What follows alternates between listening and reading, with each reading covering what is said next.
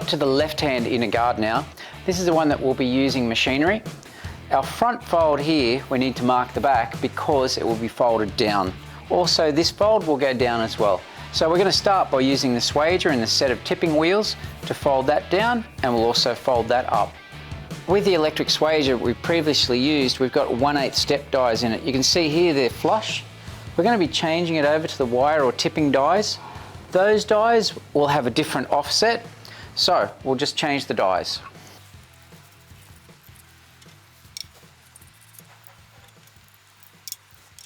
We have our tipping die on the top because we've marked our piece on the inside folding upwards. So just remember your orientation when you do this, but whenever I turn it, I always have the tipping die on the top side of the shaft, the upper shaft, and your blank die is the lower.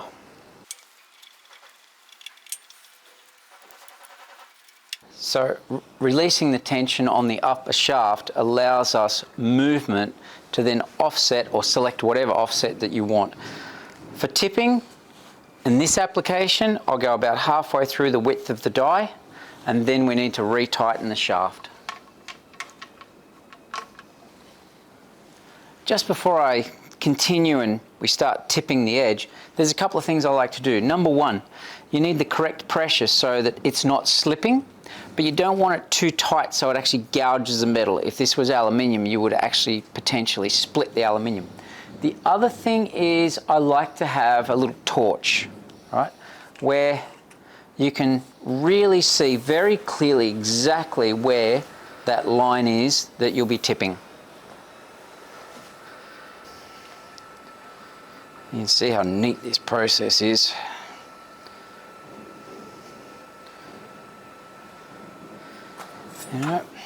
So that's our first pass.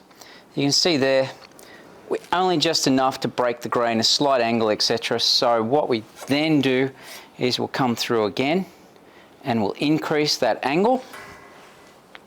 However, we don't go to 90 degrees yet. What we will do is go to about 45 degrees, 60 degrees roughly. Then we'll start the process of shrinking a bit later on. After I've got this to 60 degrees, we'll be turning this also to 60 degrees, the outside flange.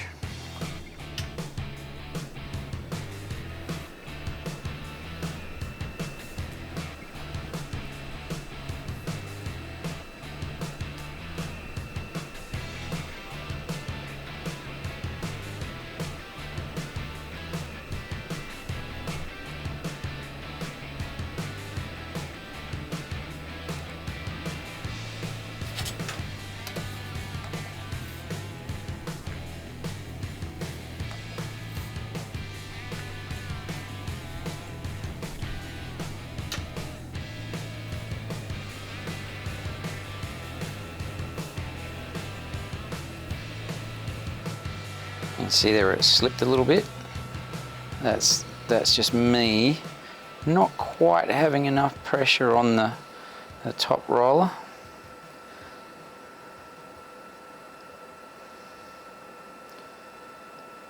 Okay, so that's enough on our first fold. Second fold, we'll be going up. On this one, when we get to the end, what I'm going to do is have the offset flush with the bottom die, because you can see here, when we come right to the very end, having it in there will not allow us to continue all the way out. So we're going to bring the offset flush.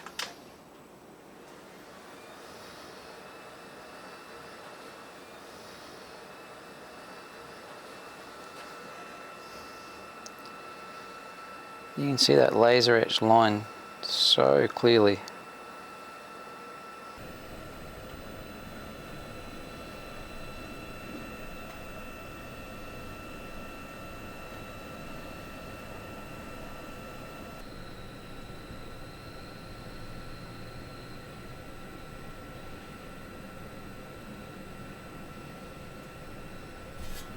I'm up to doing the front or leading edge.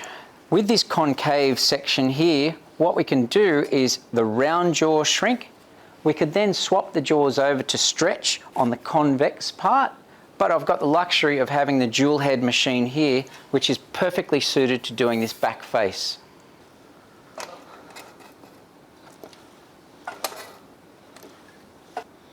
When I shrink on the front face here, the other thing I can do is just with some downwards pressure, push down so that you're getting closer to 90 degrees on this face and you're also shrinking. So you're doing two jobs at once. Like that. Push down. Shrink and push down. You can see here the angle compared to over here.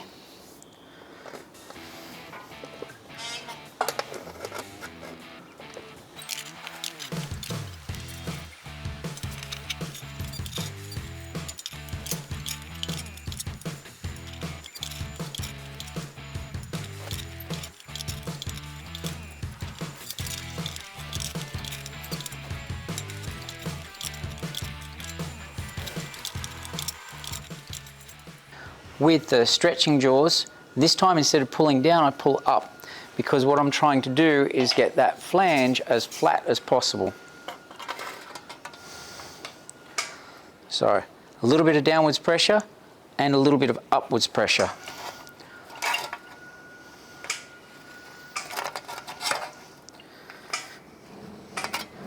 When you're using the jaws, it also gives you a very good pivot point so that you get the correct line.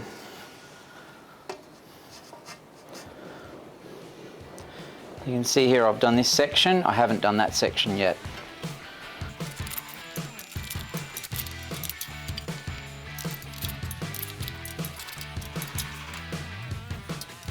The other benefit with using machinery is we actually use the jaws to give a definition on the fold line. Whereas with our hammer, it stretches, you could miss, you could also leave marks, etc. So not only do we stretch, we also give definition to the fold line as well. Notice that I keep referencing the same point that we've highlighted previously. So we just continue the process until we get this point to match inside the line. Don't forget, when we cork, this will flatten itself out a little bit and we'll be re-stretching as well again on the machine. The process of making this piece with machinery also assists us in another way. The amount of corking that we had to do previously with our handmade inner guard, wheel arch, will be less this time because the machinery is making it dual purpose. Remember, we can also do a little fold as well as stretching. So there's a little bit less work involved. It's not as high as the previous handmade guards, so there's less backwards and forwards.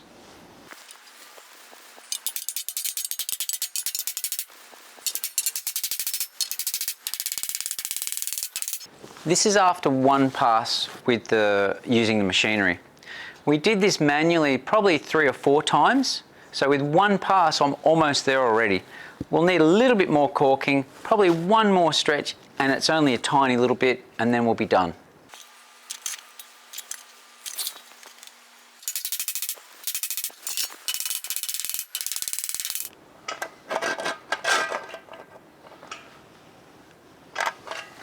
You can even see on the inside face, we've got no marks. It's very clean. Front flange, again, very clean. There's no hammering. We haven't got much distortion at all.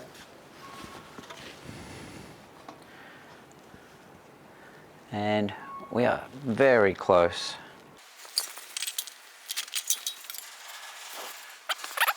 I've probably overdone it a touch. So that means that I've got to shrink right here to pull that part back in again. So it will just shrink right there. So it's a little bit too efficient.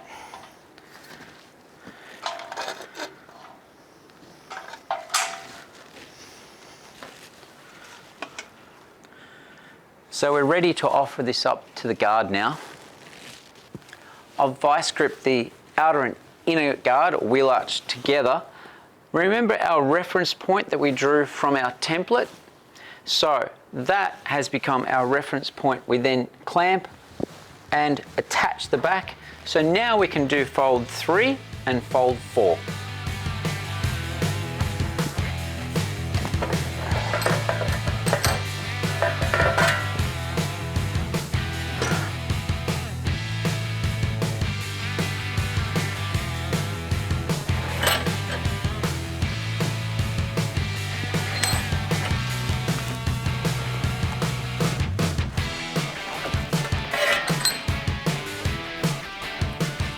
I'm now up to step 5 and 6. Step 5 is we measure up 12 millimeters, draw a parallel line across the bottom. This is where it hooks up to the cross member underneath the firewall, and we just initiate or crease that line for when we're actually going to trial fit it onto the car. Step 6 is 43-degree angle from this point drawn out. Then what we do is initiate on the smallest tapered T-dolly. We just initiate a crease or a fold line. Again, what that's doing is giving this angle here some more vertical so that we can connect it with the cross member. I'm ready to do this crease line here. The point of it is to get this back edge in orientation and more vertical. These 2 points should actually end up parallel with each other because this is our front cross member, this is the cross member underneath the firewall.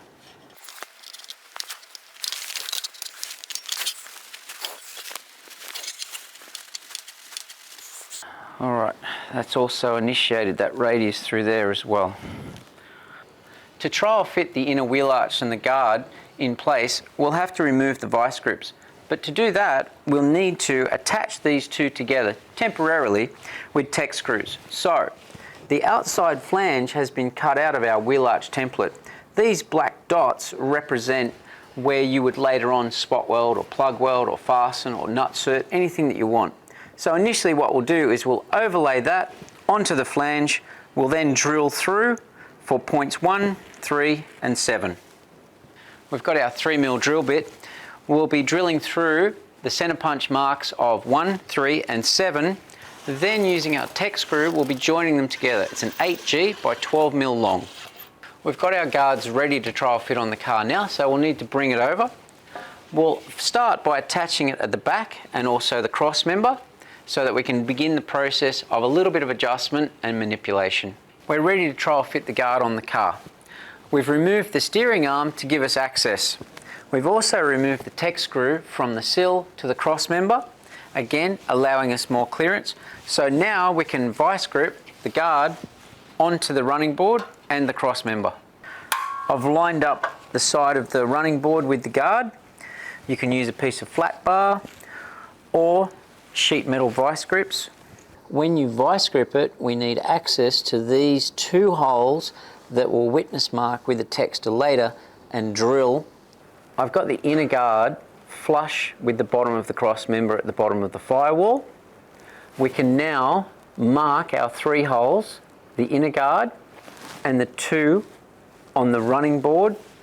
We can then drill and attach these together with Tek screws.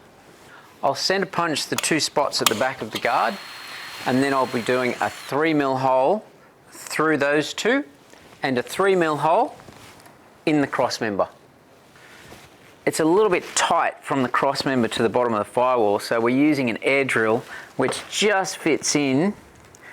Otherwise, you'll have to jack it up, block it, and get in from underneath.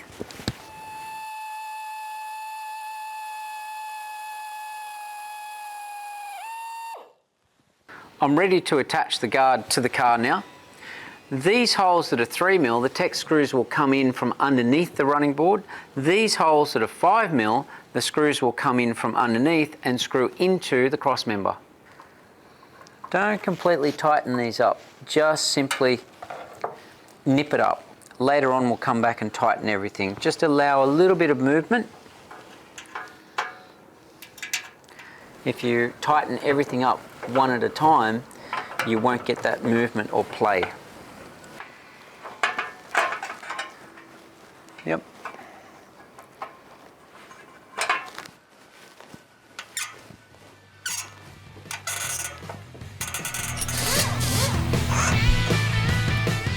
We've got the back of our left and right hand guards attached now. The next thing we'll do is our headlight support bar. Once we've got that, we can then attach the lower front section of the guards to the cross member.